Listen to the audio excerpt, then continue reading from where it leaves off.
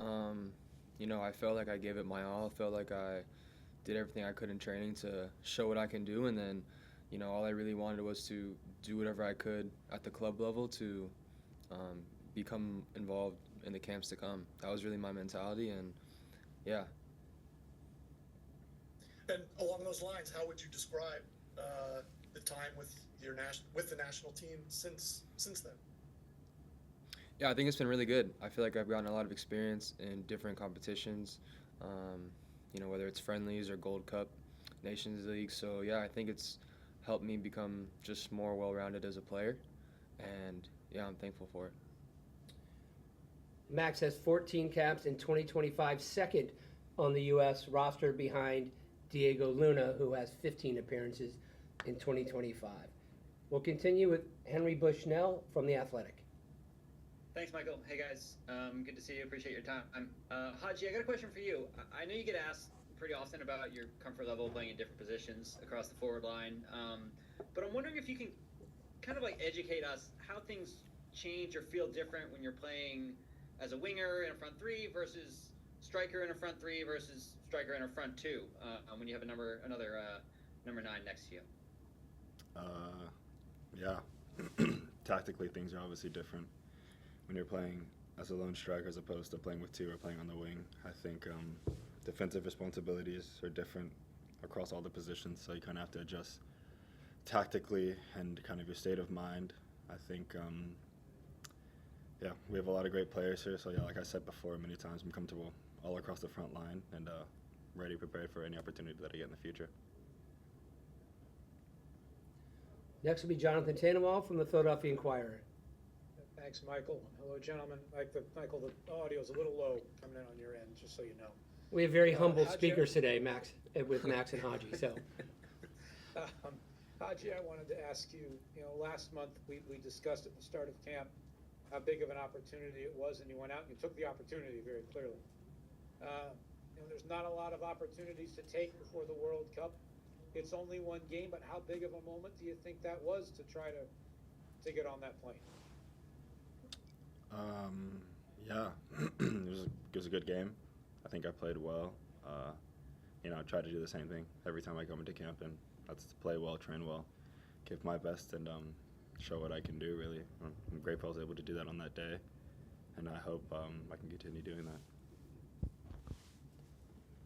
next will be Doug McIntyre from Fox.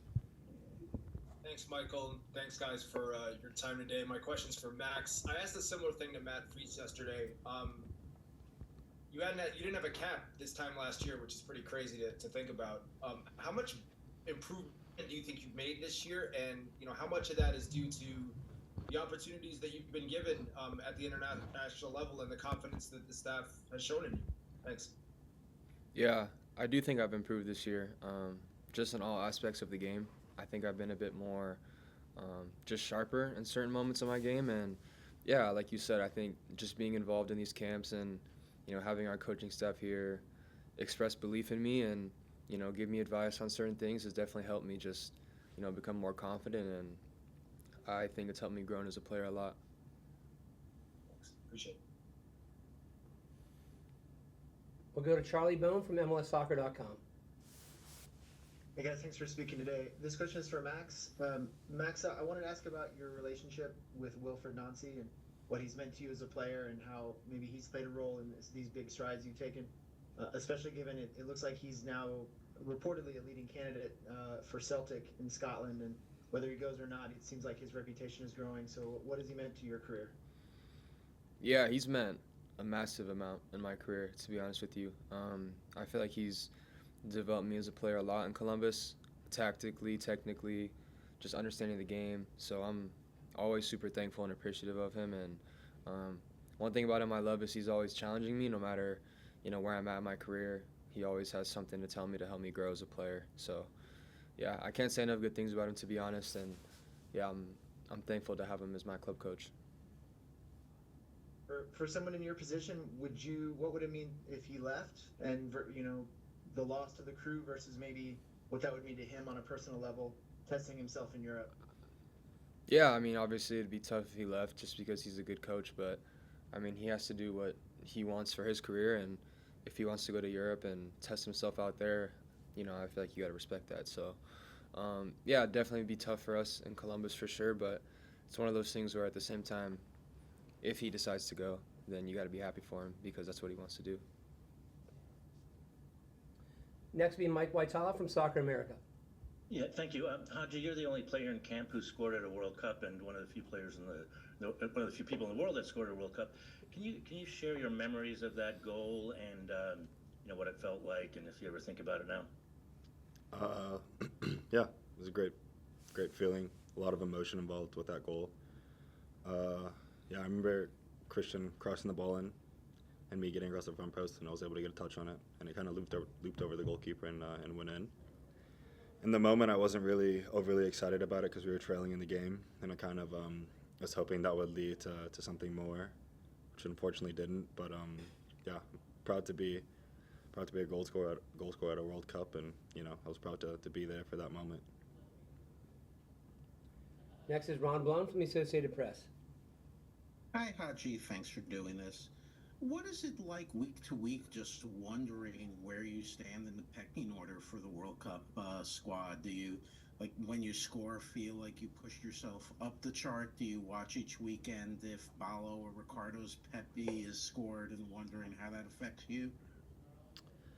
No, I don't really think about it. I, try and perform for my club, and if I get called into camp, I try and come in and do the same thing. So yeah, I'm just kind of focused on myself and what I can do to affect the coach's decision in a positive way.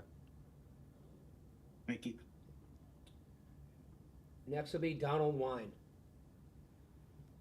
Thank you, Michael. Hey, guys. Donald Wine, Stars and Stripes FC. I wanted to ask about this upcoming window. You guys have been a part of most of the windows so far this year, and what do you guys feel like you, as a team, have improved upon the most this year, and what do you hope to continue to improve as you play Paraguay and Uruguay? Yeah, I think more than anything, just our team chemistry has improved. I feel like a group of us, I know it changes sometimes, but a big amount of us have played together a lot now and have just built that chemistry and have a better understanding of what the coach wants us to do. And yeah, we're excited to play competitive games against two quality opponents. So yeah, looking forward to it. With the matches against Paraguay and Uruguay, all 6 of the USA's opponents in the fall calendar have been World Cup qualified. Next question goes to Andrew Jones. Thanks, Michael. As always, first to you, Max. You and Patrick Schulte, month apart in age, is seen to rise together, not only with the crew, but now with the national team. Talk about you and Patrick's bond with each other. And for you, Haji, you and Brandon Thomas Asante have had such a quality, straight partnership at Coventry, and you have like a quality bond with each other. It seems like what it's been like playing and also working with Brandon. So for you first, Max. Yeah, me and Patrick are definitely really close. Like you said, we play in Columbus together, have battled together with Columbus and with the national team. So yeah, it's super cool to have him here in camp. Obviously, I mean, just to go through similar things together just makes us closer, and yeah, it's just always good to have a friend here. Yeah, like you said, Brandon's a great player. He's very easy to play with, and we share the pitch most times during the league and our cup run, so we've gotten familiar with each other, and it's easy to play with good players. So yeah, really enjoying it at the moment. For our last question, we'll go back to Jonathan Tannenwald. I do have one more for Haji. Thanks. I was looking at your list of caps so far, and if my memory is right, you haven't played a national team game, senior national team game, in Los Angeles yet. If the first one is next summer in Inglewood, what would it mean to you, and have you allowed yourself to think much about what that would be like? It would be amazing, honestly, if I had the opportunity to do that. Yeah, like you said, not being able to play in your home city is it's kind of a weird feeling, but hopefully that time will come, and if it does come, I'll grab it with both hands. Haji composed a nice letter to Los Angeles. If you follow our Dear Host Cities series on the digital channels for U.S. Soccer, you can hear all about Haji's looking forward to the potential opportunity to play a World Cup game in his hometown. Thanks to Haji. and Max for joining, and for all of you, again, tomorrow, 11:15 a.m. at the field, 3 p.m. with Brendan Aronson and Mark McKenzie. Have a great afternoon.